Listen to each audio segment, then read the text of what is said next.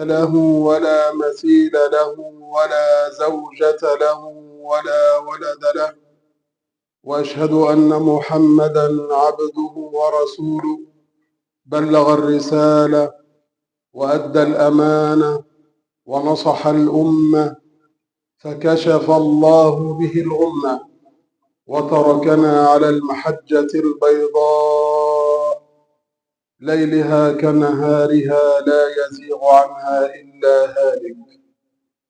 يا أيها الذين آمنوا اتقوا الله حق تقاته ولا تموتن إلا وأنتم مسلمون. يا أيها الناس اتقوا ربكم الذي خلقكم من نفس واحدة وخلق منها زوجها وبث منهما رجالا كثيرا ونساء، واتقوا الله الذي تساءلون به والأرحام إن الله كان عليكم رقيبا. يا أيها الذين آمنوا اتقوا الله وقولوا قولا سديدا يصلح لكم أعمالكم ويغفر لكم ذنوبكم، ومن يطع الله ورسوله فقد فاز فوزا عظيما. أما بعد، فإن أصدق الحديث كلام الله تعالى، وخير الهدي هدي محمد صلى الله عليه وسلم، وشر الأمور محدثاتها، وكل محدثة بدعة، وكل بدعة في الدين ضلالة، وكل ضلالة في النار. أيها المسلمون الكرام، لقد جاءكم النذير. انتشر الموت في هذا العصر وفي هذه الآونة وفي هذا الزمان. انتشر الموت من كبير، شيخ كبير، أو شاب، أو ولد صغير، أو امرأة، أو فتاة. ترى الموت يهجم على الناس لا يستأذن أحدا. ترى الموت يدخل على الرجل أو المرأة لا يستأذن، كانت على طاعة أو كانت على معصية. الموت هو النذير. قال تعالى: وجاءت سكرة الموت بالحق. جاء الموت لا مرية فيه، مفيش هزار، مفيش كلام. طب رب ارجعون. طب ارجع بس شوية، ارجع عن المعصية، ارجع عن البيع الحرام، ارجع عن المقاطعة، ارجع عن المعصية بأشملها. رب ارجعون لعلي أعمل صالحا فيما تركت. كلا إنها كلمة هو قائلها. هو كده كده هيقول الكلمة دي عند الموت. يا رب رجعني أسجد سجدة واحدة، يا رب رجعني ومش هعمل حاجة تاني وافضل سجد لغاية الموت. هيرجع وهيعصي وهيتعدى على الله عز وجل. هو الموت ده ما رجعكش لورا شوية؟ ما فوقكش عن الأكل الحرام، ما فوقكش عن المعاصي والذنوب والآثام؟ انت فين؟ مسجد اهو، مسجد فاضي. فين الناس؟ فين الناس؟ وتذهب إلى المطار تجد أناس كثيرين ينتظرون ميعاد الطيارة. وكلمة كنا بنقولها يقول لك احنا ننتظر الطيارة والطيارة مش هتنتظرك.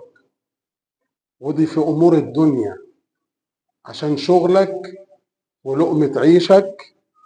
والإسلام لا يحرم عليك هذا، ولكن أين أنت من الصلاة؟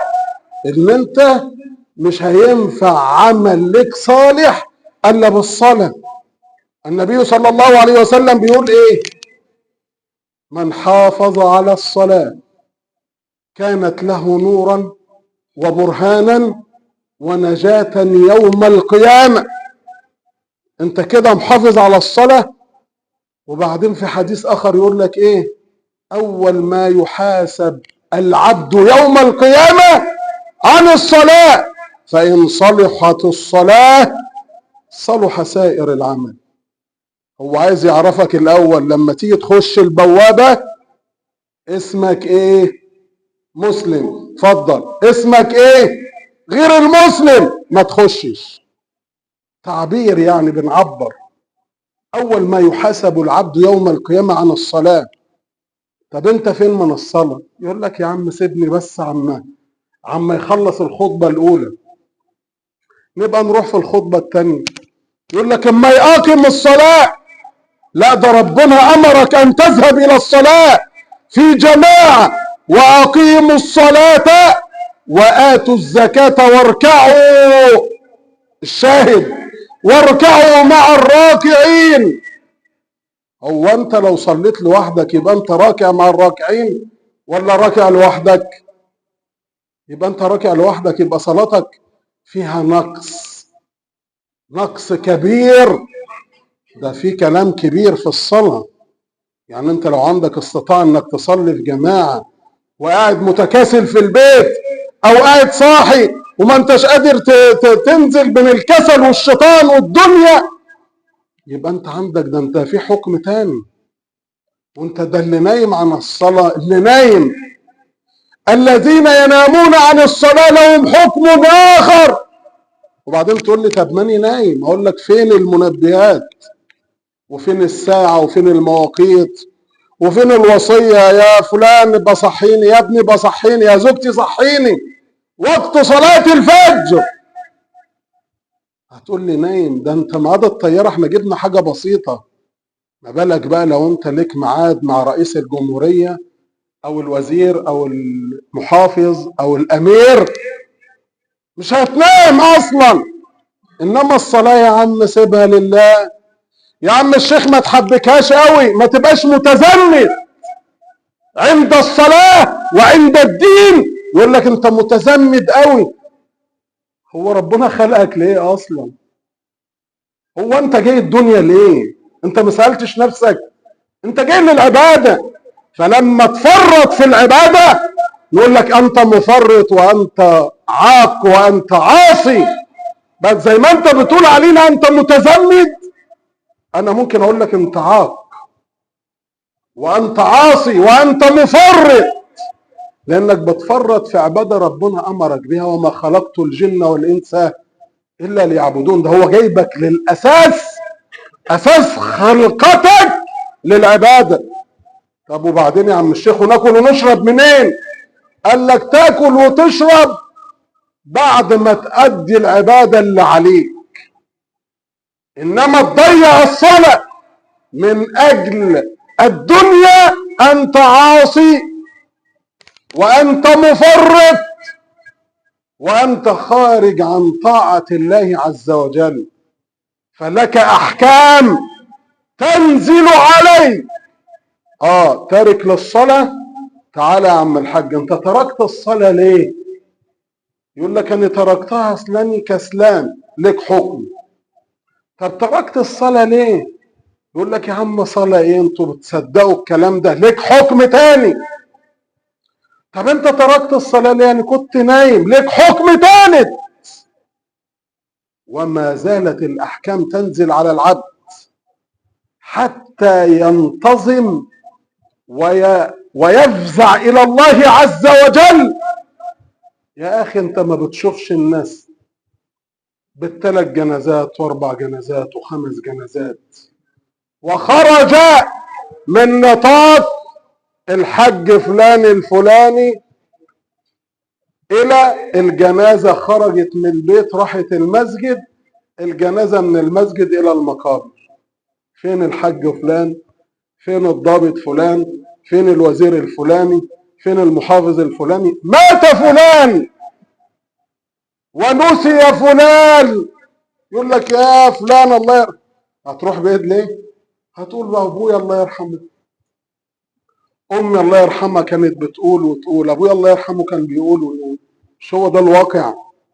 هيجي عليك اليوم اللي ابنك هيقول عليك يا ابويا الله يرحمه، يا ابويا الله ينتقم منه، استغفر الله العظيم واتوب اليه. هي كده، انت ظلمت ولدك سيدعو عليك، انت بريت بولدك سيدعو لك، وولد صالح يدعو لك.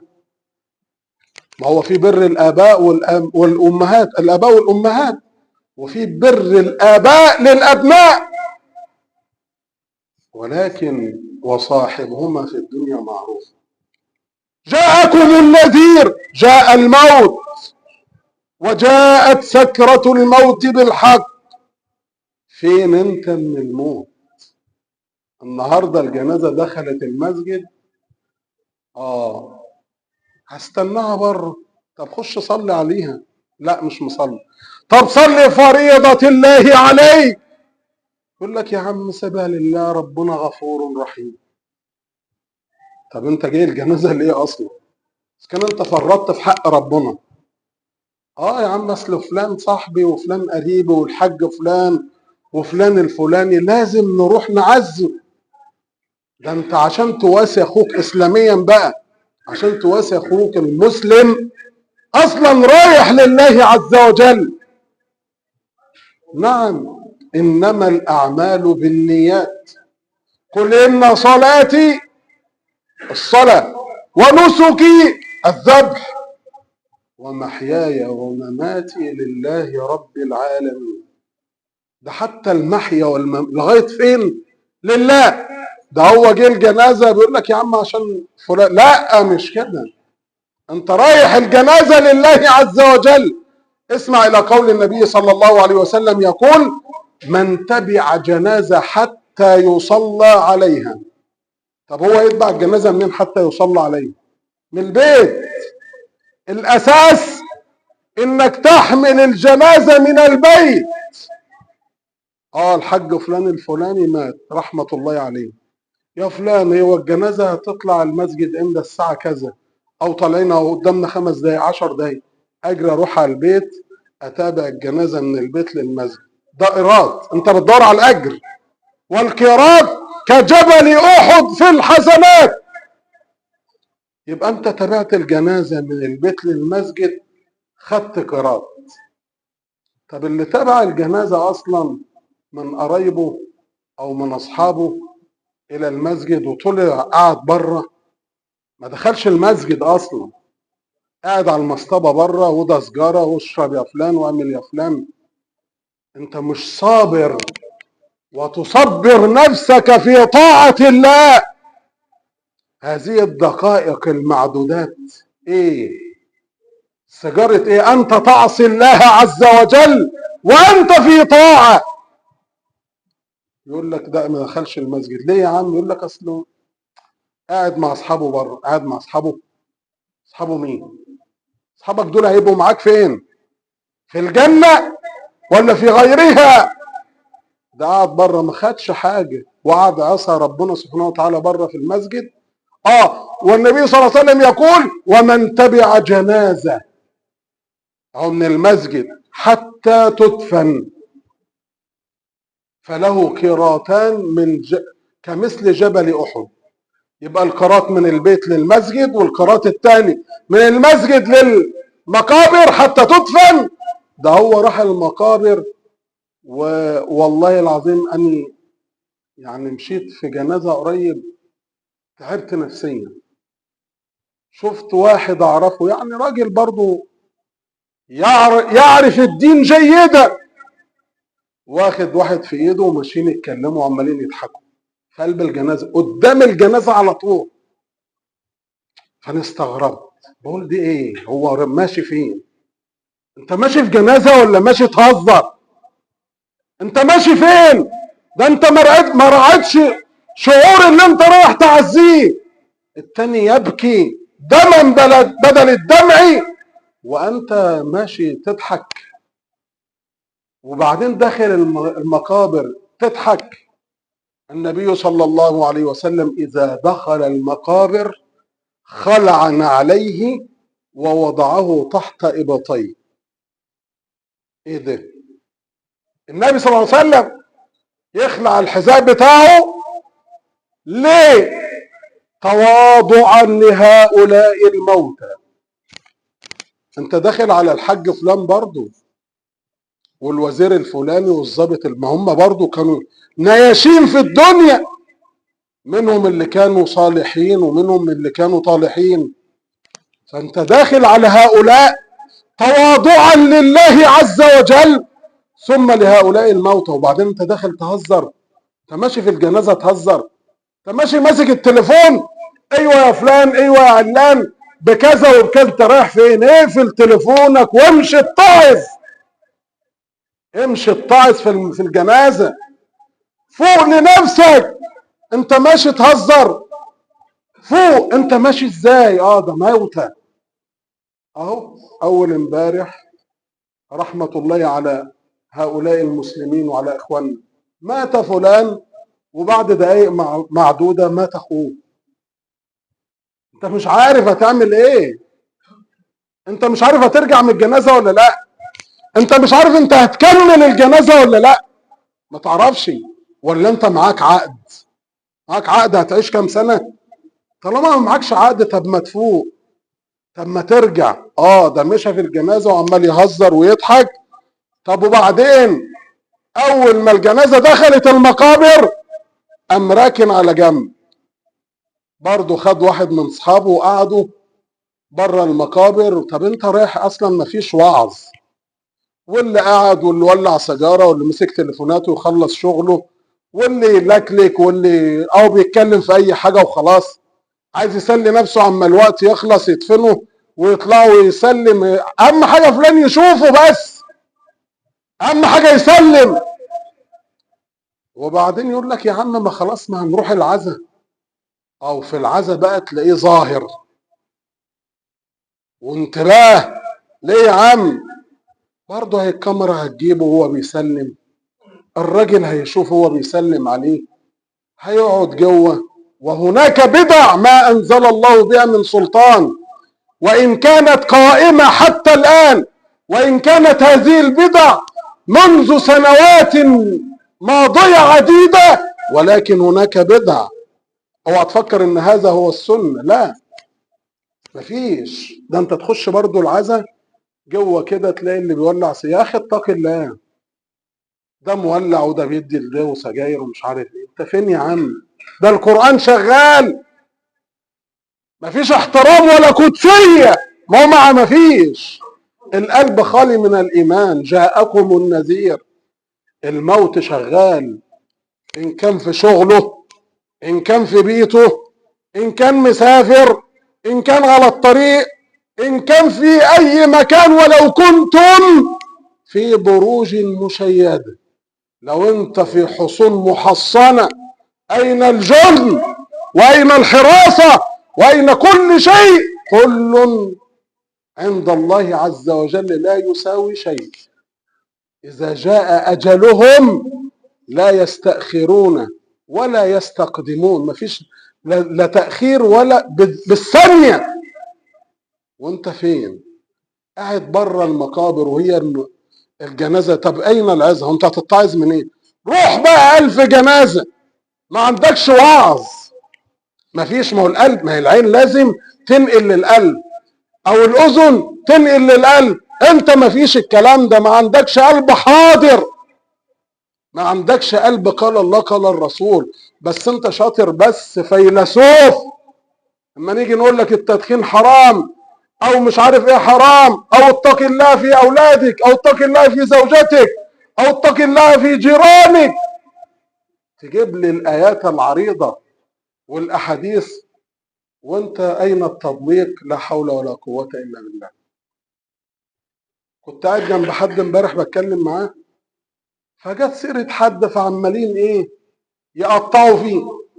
قلت له تصدق ان احنا يعني شطار على غيرنا. انت كنت عايز بقول له بقى، كنت عايز اتكلم كلمه اقول لو طالما بيتك بالازاز، ده مثل شائع والناس عارفاه، ما تحدفش الناس بالطوب. ان كان اللي قدامك ده بيعمل معصيه وظهر عنده، فانت عندك 1000 معصيه بس محدش عارف عنها حاجه. ايوه هو كده، هو ربنا ابتلاه. هو ده ابتلاء، نعم ابتلاء، بس ابتلاء بايدك انت، وهديناه النجدين. ربنا جاب لك الاختيار وانت اللي اخترت عشان تعاقب او تاخذ الحسنات. فهنا قلت له ايه؟ قلت له احنا بنقطع في الناس واحنا اصلا الناس بتقطع فينا من ورانا، بس ممكن كل واحد عنده معصية في الخفاء اكبر من هذه المعصية التي انت تراها. فسكت، وسكتنا جميعا وقفلنا الموضوع. فكتير اوعى تفكر ان انت بمروحك كده وقعدتك وقدام الناس خدت النشان، لا، لو خدت النشان في الدنيا فانت وضيع عند الله. ليه؟ لانك ما عملتش بقال الله بقال الرسول. هو جابك الدنيا تعمل بقال الله قال رسول الله صلى الله عليه وسلم، فان حدت عن الطريق فليس لك شيء عند الله. طيب وبعدين الراجل جوه بيدفن في الجنازه وطالعين، امن على المقعد اللي هو قاعد عليه ودخل يسلم. طب عملت ايه؟ يقول لك هنروح العزاء. هتروح العزاء تعمل ايه؟ اذا كان من بدايه الامر انت بعيد عن الاجر وبعيد عن الثواب. يا جماعه الموت كفى بالموت واعظه، ورد في حديث ضعيف، كفى بالموت مفرقه. لما تشوف الموت هو ده الواعظ الكبير لك. بعد كده ايه اللي هيوعظك؟ امسك بقى الدنيا من حلال من حرام، لا تبالي، لان القلب بعيد عن قال الله وقال الرسول. فين انت بقال الله قال رسول الله صلى الله عليه وسلم؟ فين انت لما قال النبي صلى الله عليه وسلم صلوا كما رأيتموني أصلي؟ وهذا أمر من رسول الله صلى الله عليه وسلم. الصلاة الصلاة وما ملكت أيمانكم. النبي صلى الله عليه وسلم كان نائم على فراش موته، بيطلع في الروح وبيوصيك أنت، يقول لك الصلاة الصلاة، اوعى تفرط في الصلاة. وما ملكت أيمانكم، كل اللي انت تمتلكه أمره بالصلاة. الصلاة، سيدة عائشة تقول كان إذا جاء وقت الصلاة كأنه لا يعرفنا ولا نعرفه. أول ما جات الصلاة فاق ومشى جرى على الصلاة. طب زوجته، طب كأنه لا يعرفنا ولا نعرفه. الصلاة، كان صلى الله عليه وسلم إذا حزبه أمر، لو وقع في مشكلة، لو وقع عليه ابتلاء، كان يفزع إلى الصلاة. كلمة علقت في دماغي، أنا جاي من سفر امبارح وبعدين اتوضيت ودخلت المصلى بتاع المطار أصلي ركعتين، فلقيت ناس طيبين كده، فبقول سلام عليكم. الناس إيه؟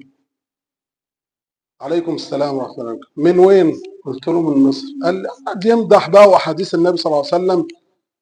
واللي علق في دماغي بقى حاجة واحدة، واحد داخل بعد مني وبعدين رجع وبعدين دخل المصلى تاني، قال له ايه؟ قال له مش عارف انا. قال له صلي لك ركعتين واطلب من الله. الكلمة دي أثرت فيا قوي. يقول له ايه؟ صلي لك ركعتين واطلب من الله الجنة. الناس دي عندها يقين. صلي لك ركعتين واطلب من الله عز وجل ما تشاء. النبي صلى الله عليه وسلم بيقول لك اسأل ربنا، اسأله الملح. ايه؟ ملح، كيس ملح بجنيه ب2 جنيه، هسأل ربنا عليه؟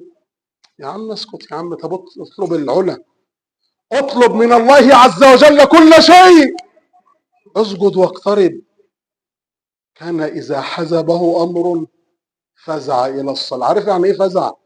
لما تكون أنت قاعد كده وواحد يخضك تقوم تفزع.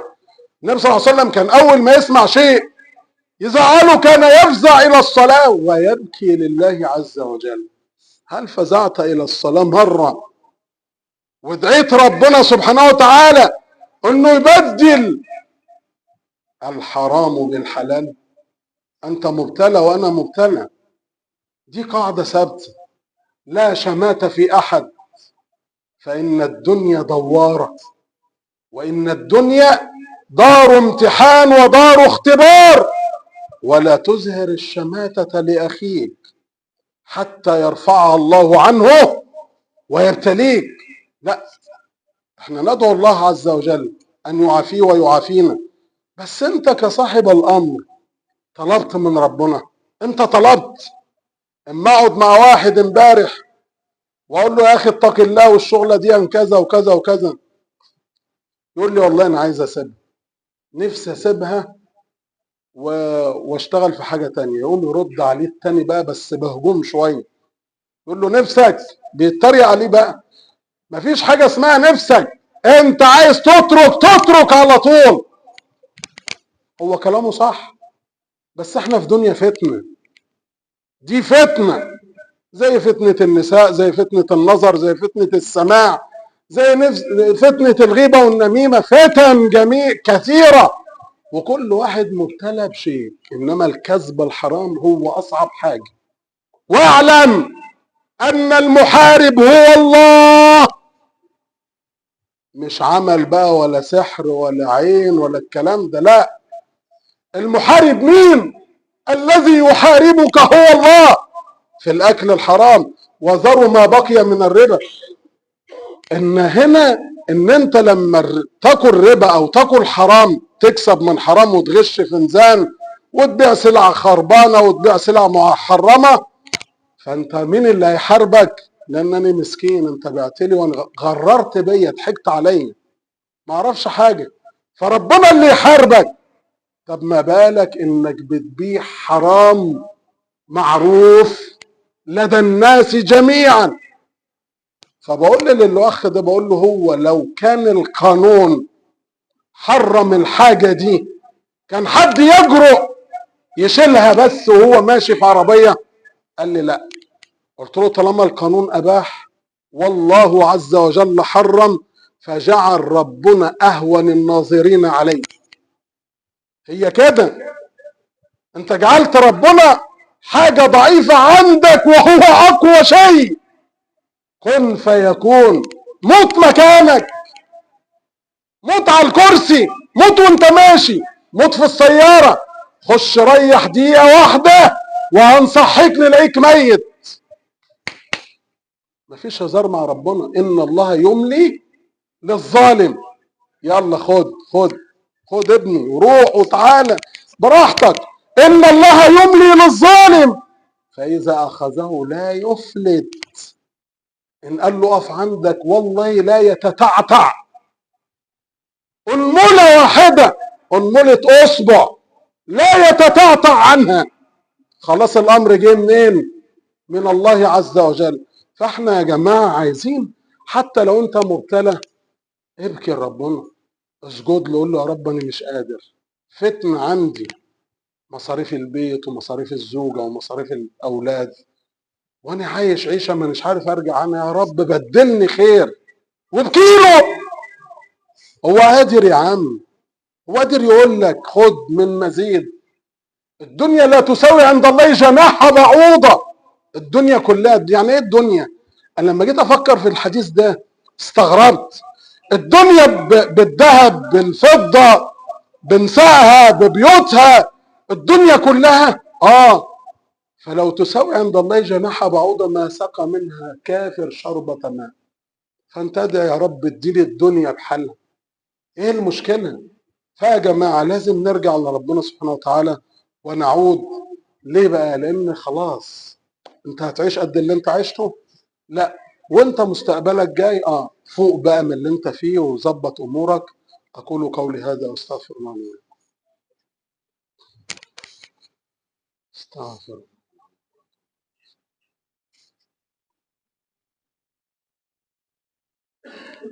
احمدك ربنا واستعين بك واستهديك واستغفرك وأشهد أن لا إله إلا الله وحده لا شريك له، وأشهد أن محمدا عبده ورسوله. أما بعد، أطلت عليكم لأن احنا طلعنا 5 دقايق ولا 10 دقايق عما الناس تتجمع، وده ما يؤسف الخطيب.